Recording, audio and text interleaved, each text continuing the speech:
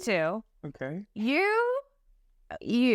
We, but really you were the most popular like episodes in season 1. So I'm just giving the people what they want. So I feel the pressure. More Robert. So if you don't know our background story, we will go into it today. Go back to season 1. Start with that. You will laugh because we are funny. Probably. Okay. But season 2, we've decided we're committed to be a little more raw, even though we were pretty raw. So the feedback I got, one of my cousins was like, "Fucking Robert, you had your white voice on." Oh, no. You did yourself. Oh, wow. And I was like, okay. You're right. I was Yeah. You worry too much about like not brand, but just like about the story that we were telling. So yeah. Hopefully we can be a little bit more authentic today.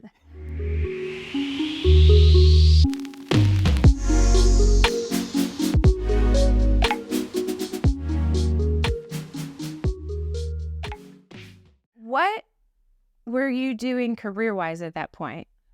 Like, did you feel like you had to? I'm still doing what you were doing that. What I'm doing now. Okay. But yeah, to your point, like, what are we talking to say?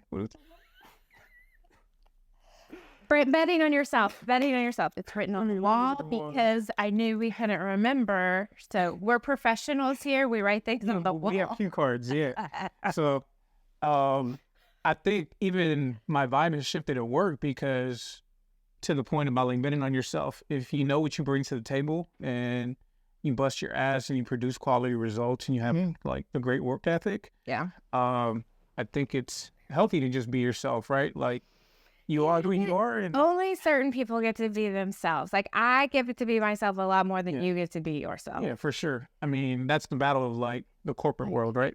Yeah. You have to follow certain protocol and things like that. And I think that's the eternal battle that a lot of us face these days with, trying to make money and just trying to be yourself. And like all of us kind of are semi-anti-establishment or anti-corporation, but we have to drink the Kool-Aid to get where we want to be in life. And it's a tough limbo sometimes, but I'm in nonprofit right now and it's like a grassroots organization. So I've been able to open up a little bit more. And actually the fact that we do grassroots work and it's really taxing has made it a little bit easier for me to kind of push back and be more of my authentic self, especially as like I'm producing outcomes and results for the organization. That is like when you are a showstopper, a winner, a results person, you do have more leverage. So yeah, if you are struggling in your job, like you're not going to be able to be yourself as much. You get a little more like leeway the better you are. And that doesn't necessarily mean you're better, but it's valued more. I'm curious for you, what does it mean to like, you feel a little more like you can be yourself now? Like what does that actually look like? So I guess for me, it's just being able to give critical feedback to my superiors, so to speak, hold them accountable, and kind of feeling free to say, you know what, fuck this job.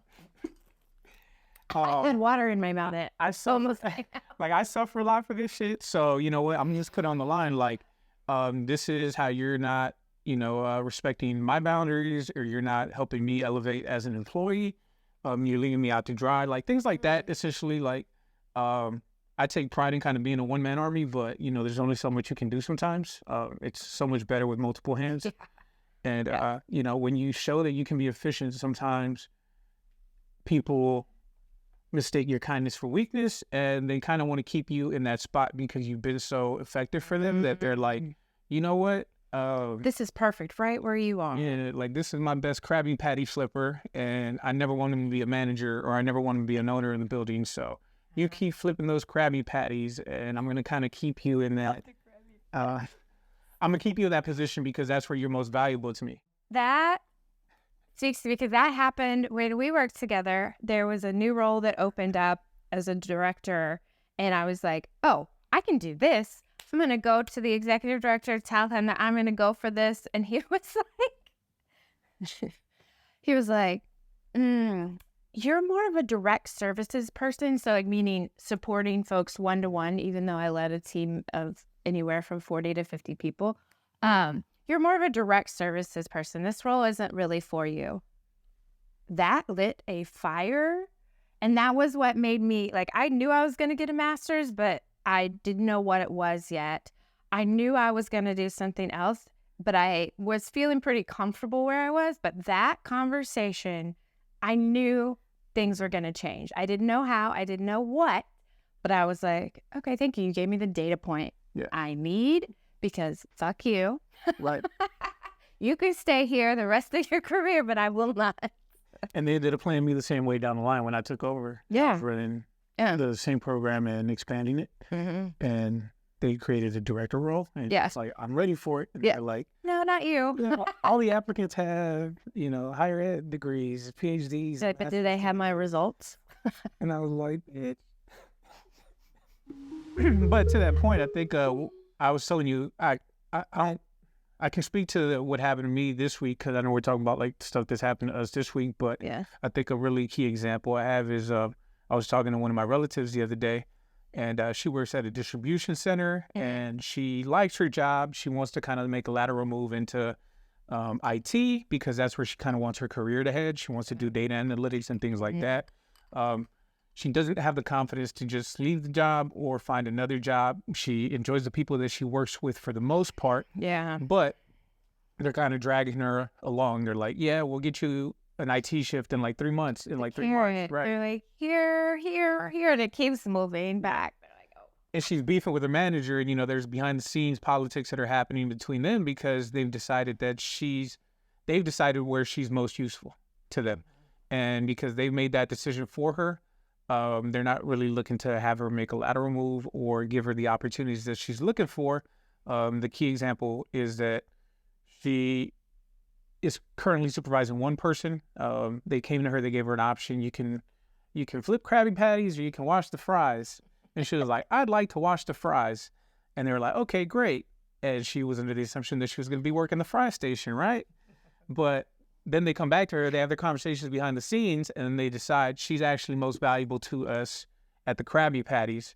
So now she's stuck flipping Krabby Patties, and they're increasing the volume, they're increasing the her supervision responsibilities, but there is no increase in pay.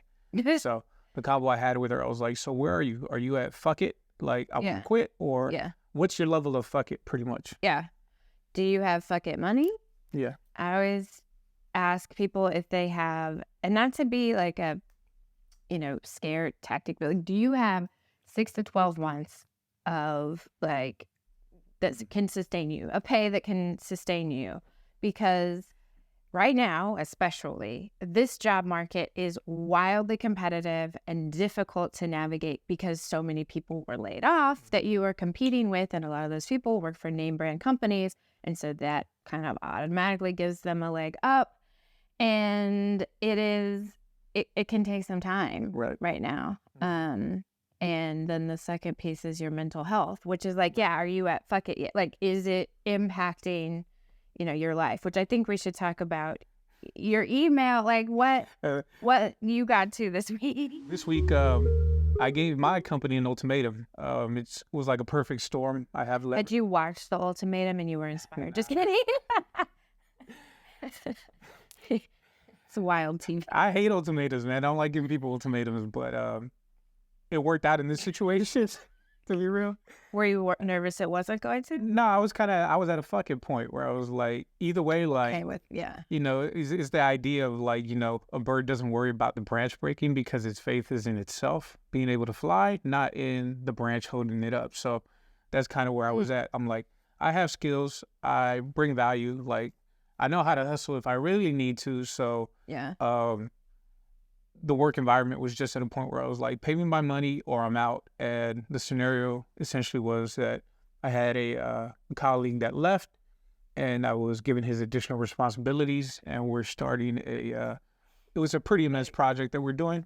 There's nobody else but me on the project. And I was like, I'm not going to have another opportunity to push my issue. So I basically, I sent an ultimatum. I was like, give me more money. I'll finish the project for you. And he put it in writing, because that's a key thing. Yeah.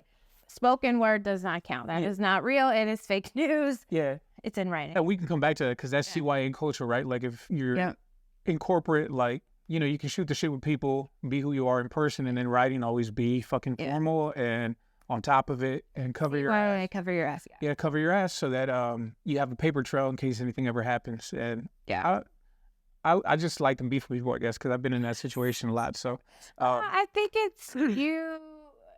See, I was talking to Janine on the pod about branding yourself and how you have people that tell you who you are when you start to like go away from who you are.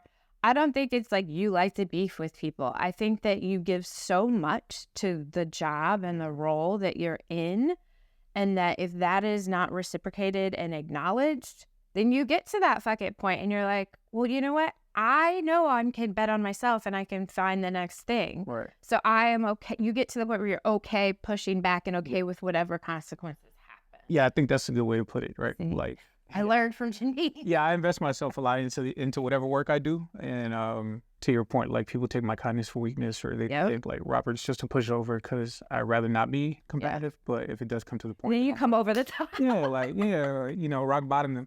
So, but yeah, so I was just in a position where I had leverage. So it's kind of like gauging yourself too. Like, what do you bring to the table, and are you ever at a point to have leverage to make demands or set yourself up for a better situation? And never waste a crisis. Yeah, and all throughout, I think the last time I was here, I was kind of just starting at the company. And since then, I've like gotten my real estate license. I'm officially a realtor. So if you guys are looking to buy or sell in North Carolina, get my information. This is your guy. Linked in the comments. So you thinking? Oh, she's looking. Oh, okay. I gotta buy it, y'all. All right, yeah. So yeah, like, you know, if they're not willing to give you salary raises, ask for educational opportunities so you can like better equip yourself for like lateral moves or to like move on to the next thing. I set myself up with like different educational opportunities at the organization, and it was specifically because originally they didn't want to give me monetary compensation. So I was like, if you can't give me monetary compensation, give me challenge me, give me an education, like help me level up some other type of way. And the only thing I would say that was complicated about it is building the plane as I was flying it and doing everything that I'm learning at the same time. So it was kind of fun, but it's been fun. I mean, I think you want that from an environment, right? You want to get challenged and you want to be able to level up. Some people shy away from it. Some people want to rise up to the occasion. So it all depends on who you are. I mean, yes, and there's only so long you can sustain that level of like pressure, right? Like 1 year later. I know, like that's what I mean. Like we recorded this a year ago, and now it's like he gets to the fuck you email ultimatum and was happy with whatever outcome, which was either pay me this or this is my 2-week notice. Either way, my last day's in 3 months. And you know what the crazy part was? All of my cousins are like, damn, Robert, you really are a gangster. And I was like, why did you say that? And it was like, how'd you get promoted on your how'd you get promoted on your resignation? And I was like, I don't fucking know.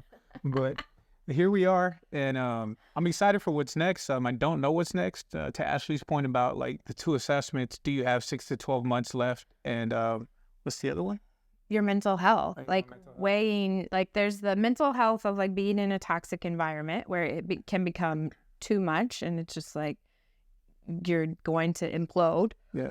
And then there's if you don't have a financial foundation, on the other side, if you leave your job, that can take a huge mental toll on you because it's scary and overwhelming when you are like, what bill should I pay this month? Right.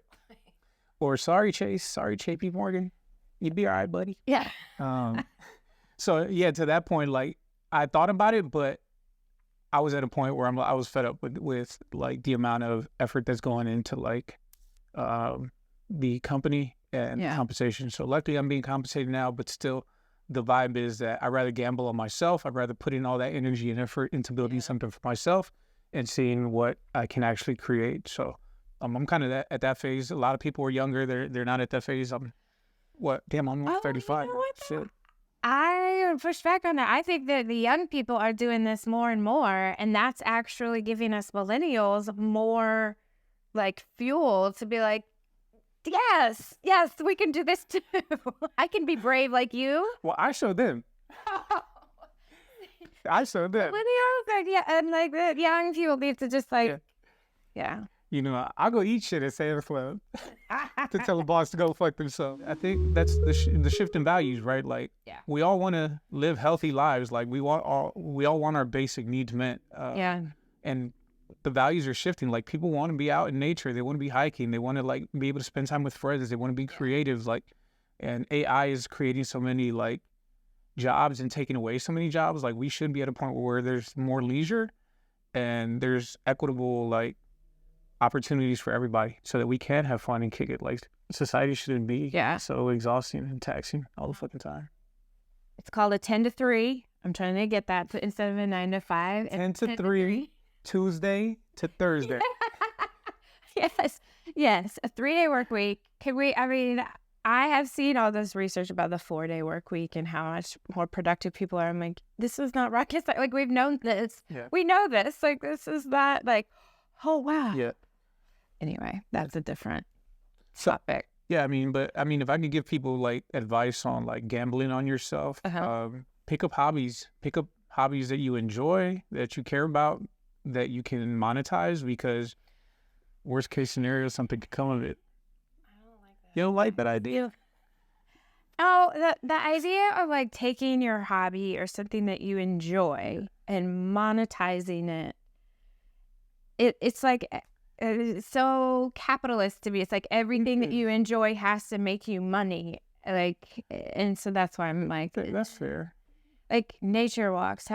What am I going to make content or talk about trails? Like, become a park ranger? You could become a park ranger. I know. We need more minorities in the park system, by the way. But like, I think that sometimes work can be separated from this thing. The thing that pays your bills can be separate from things that you love.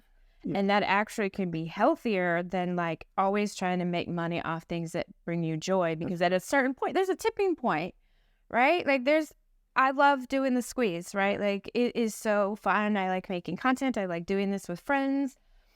But there are times when I'm like, this is a drag. It's like, if I have to redo one more resume this week, I am over it. So, and I love cooking tacos and stuff, but you know, I want to hire a SpongeBob and just keep them there. Like, you are perfect for flipping tacos. So I'm trying to be an asshole too. Like, you know, I'm trying to be an asshole boss. Well, you can build a system, but I'll pay better. You expect people to rotate out. That's part of the issue is that boomers, not all boomers, hashtag not all, like, the expectation is that you stay in your career and you do this thing, you sustain it, instead of like, oh, people are going to rotate. Like, I got into an argument with a friend probably a year ago that was like, all of my people are not even fulfilling their 2-year commitment to their job. And I was like, well, why are you not creating a system